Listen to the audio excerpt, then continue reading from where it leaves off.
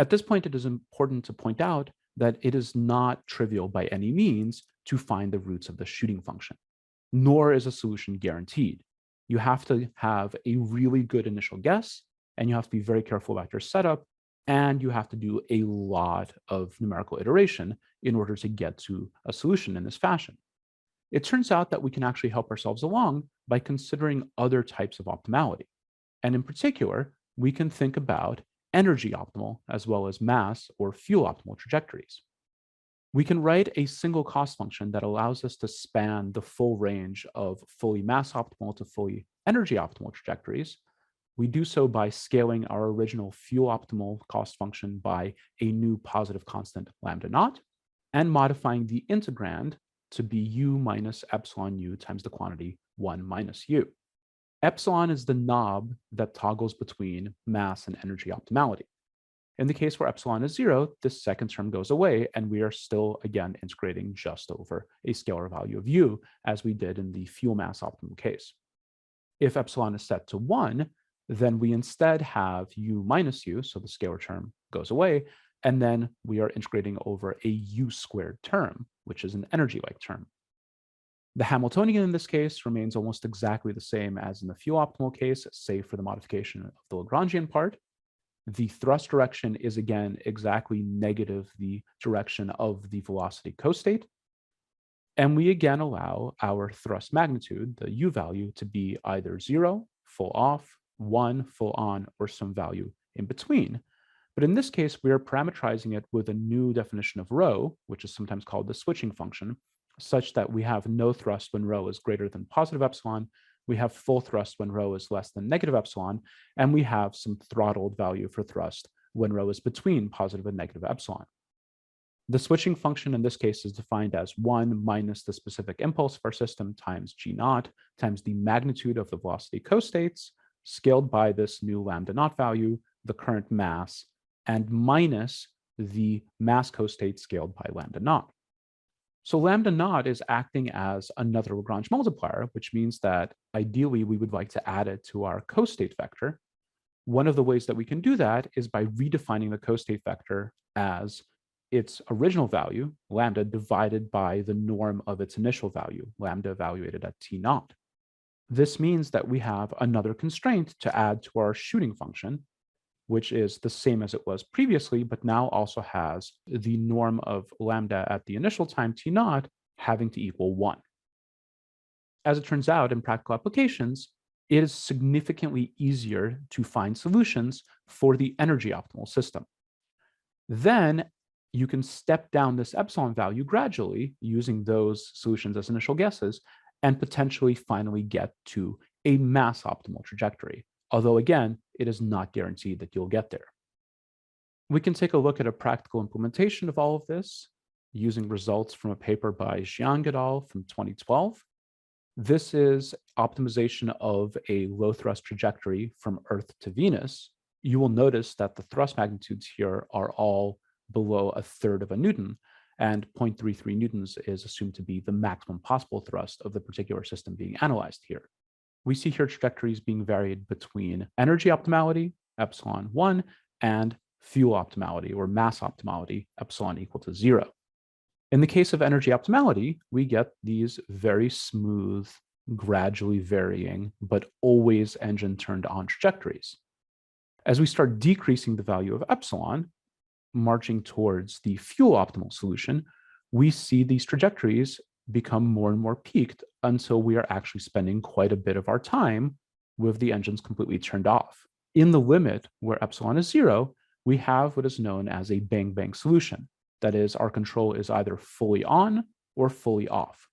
And this is very, very characteristic of these problems. It turns out that for all of these, the energy optimal solutions are smooth, whereas the mass optimal solutions are discretized into full on, full off control.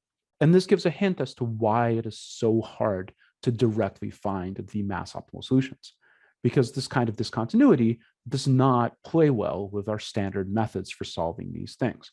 We like smoothly varying functions. We do not like things that contain discontinuities or discrete chunks.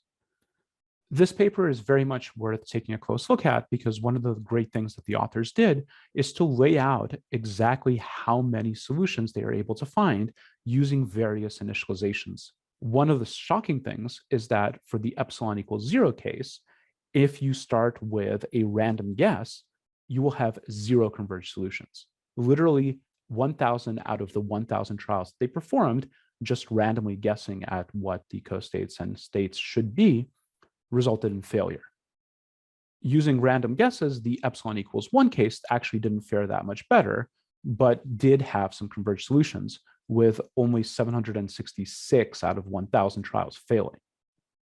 Effectively, every single case that the authors considered where they directly attempted to optimize the epsilon equals 0 system ended in complete failure. So it is hugely difficult to do these optimizations versus the epsilon equals 1 optimizations, which are not at all guaranteed, but do not lead consistently to total failure, depending on how you are doing the optimization and how you initialize the system. We next consider an example from a Betts and Erb paper from 2003 that worked on low thrust Earth to Moon trajectories, nominally for the SMART mission. And here the authors are using what is known as collocation, which is another method for solving ODEs and PDEs. Collocation is essentially the assumption of a polynomial form of solution that is fit for the specific dynamics. So we've considered several things already of this form. You can think of trapezoid rules, you can think of Gauss-Radau quadrature, but the idea here is that you transcribe your optimal control problem to a nonlinear programming problem via a discrete set of variables. You then solve the nonlinear programming problem via sequential quadratic programming or any other method, and then you refine the discretization and you repeat this process over and over again until you have a fully worked solution. Again, this is a case where we're thinking about low thrust trajectories, and here we start to see a very, very common trend for all of these. Instead of having conics connecting you from one point to another, you are instead doing type 3 transfers, where you make many, many revolutions about your central body on your way to your final destination. This particular solution also features lunar flybys, leading to eventual capture. And we can see here the structure that we've already seen, especially when studying the 3-body problem, where we have oscillation about the moon and final capture into our final trajectory. Our next example is taken from a relatively recent paper by Englander and Conway from 2017. This paper talks about automated solutions for low thrust interplanetary trajectories and contains a lot of different examples. I want to call out 2 things in particular. One is the use of Sims-Flanagan transcription. The idea behind Sims-Flanagan transcription is that you discretize your continuous thrust trajectory into a set of individual chunks. They are connected by patch points, and at the midpoint of each chunk, you have a burn point.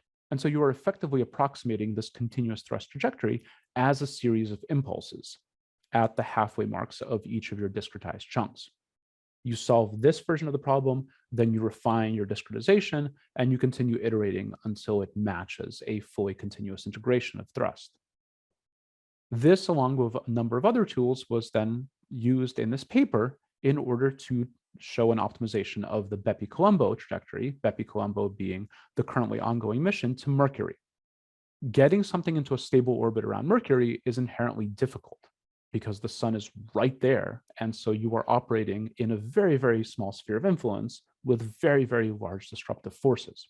Bepi-Colombo is using a series of flybys, including a long series of Mercury flybys over the course of many orbits of the planet in order to get itself into a stable trajectory about Mercury. The amazing thing that was shown in this paper is that a trajectory of this form can actually be found autonomously by stacking a long series of varying optimizations, one on top of each other, with the various direct and indirect shooting methods sitting at the bottom level. So this is very much worth a read because it's very much representative of where the state of the art of complex trajectory design is today. It is a mixture of a huge amount of these classical methods mixed in with state-of-the-art optimization methods and a lot of computing done very, very carefully. As a final example, we can consider geosynchronous transfer orbits, GTOs, going to geosynchronous Earth orbit. Geosynchronous transfer orbits are elliptical orbits patching you between low Earth orbit, where your launch vehicle typically places you, and geostationary orbit, where you want it to be. Typically, these are done with large impulsive burns, but there's now a growing body of work and actual implementations of doing this with low thrust systems. In the case of this paper, Ilin 2012, they were actually considering a variable specific impulse system and showing how you could optimize and minimize propellant usage through various optimization techniques. Again, we see this very characteristic spiraling out structure. In this case, it was implemented in two specific phases, one raising the orbit and the next one circularizing it and putting it in a fully zero inclination orbit, which is where you want to be. And the final result here was to optimize the propellant used. Now, this value will not be smaller than an ideally impulsive system. However, it requires significantly lower thrust. And this is always the basic trade-off that you are making when you go to low thrust systems. Your systems are way more efficient, and so you end up needing to carry much less fuel mass. But at the same time, you're going to take significantly longer to get there than you would with a fully impulsive burn. And you're going to have to do it under the constraints of much lower available thrust capacity. I want to end this discussion by going through some available resources for optimization in general and trajectory optimization in particular.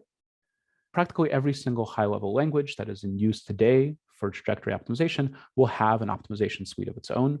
In particular, we have the SciPy package for Python and the sub-package scipy.optimize. There is the MathWorks MATLAB optimization toolbox. These are actually great starting points. They have a lot of good functionality built in that allows you to write quick codes and do some basic optimization. They are not nearly as efficient as some of these other things, but they are very friendly in terms of being able to get very quickly up and running. Turning to more specific resources, there's the Evolutionary Mission Trajectory Generator, or EMTG, that was developed in part at Goddard Space Flight Center. It is now fully available on NASA's GitHub. EMTG is a tool for the fully autonomous design of interplanetary trajectories, but it does not come with its own backend optimizer. You have to couple it with something else, like, for example, SNOpt, which we'll get to in a second. So you already have to have some optimization resources in order to run it, but it has all of the framework that is needed to perform very, very high level optimization. Similarly, there is GMAT, the General Mission Analysis tool, also developed at Goddard along with industry partnerships and open source contributions. It is hosted on SourceForge, and GMAT can effectively be thought of as an open source version of the Satellite Toolkit, or STK, which for many, many years was a standard, but is a closed source and up until recently a Windows-only project.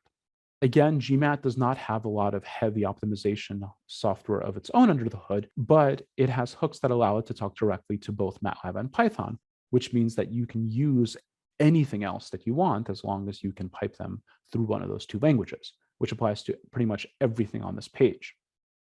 Turning now to specifically optimization software, there is Pagmo. Pagmo is a parallel global multi-objective framework for optimization, and it comes with a sister project, PyGMO, which are Python-specific bindings for Pagmo. It is a fully open source project supported by the European Space Agency and can be used for very, very high-level optimization of any number of things, including trajectories. There is SNOpt, which is a general purpose system for constrained optimization that is supported by the Systems Optimization Laboratory at UC San Diego. SNOpt is a commercial product, and so it is formally closed source. However, any academic researcher or student can get a temporary license for it, but you don't get to see what is under the hood. SNOpt can be coupled with any one of these high-level languages, MATLAB or Python or whatever, or be made to work with GMAT or EMTG in order to do trajectory optimization problems. Gurobi is another commercial optimizer that also has academic licenses for free use. It is a unified framework for linear programming, quadratic programming, mixed integer programming, and all sorts of mixing and matching of all of those things, and is frequently used for large-scale optimization problems. Cplex is another option, very similar to Gurobi. It is a commercial product from IBM, and it is a high-performance optimization solver for linear, mixed integer, and quadratic programming problems. And finally, this is a much more recent optimization suite.